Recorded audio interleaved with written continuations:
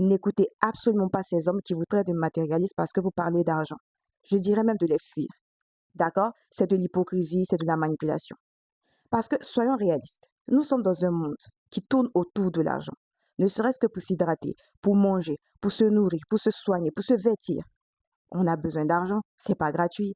Ne serait-ce que pour votre premier rendez-vous. S'il vous invite par exemple au restaurant ou peu importe, bah ça sera pas gratuit, hein. Il faudra décaisser de l'argent.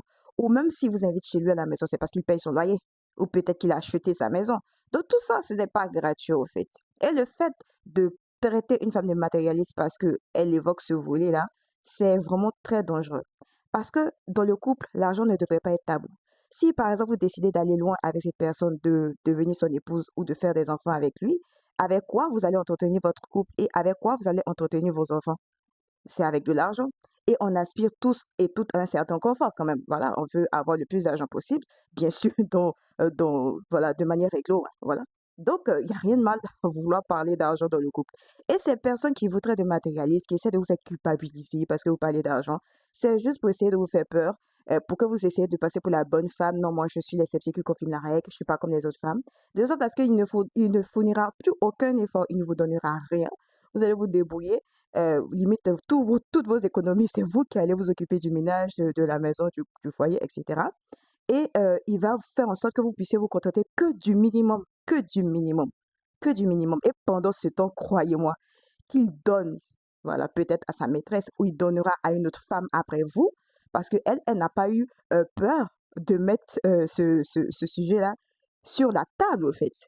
Donc, faites très attention. Ils essaient de vous faire culpabiliser de sorte à ce que vous ne demandez rien, vous puissiez vous contenter du peu et comme ça, ils gardent l'argent, ils ne font aucun effort, ils ne vous entretiennent pas, etc.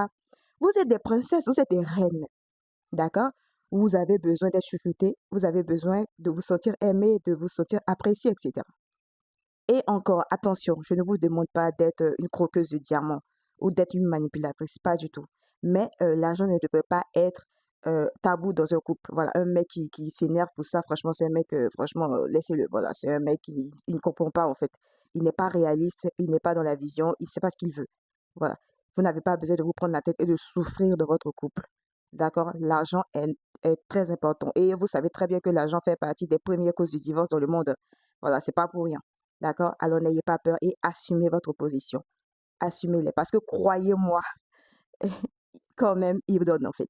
Il donne. Voilà, il parle comme ça de manière hypocrite, mais il donne quand même. Il donne à celle qui a eu le courage d'assumer ses propos. Voilà. Je vous embrasse.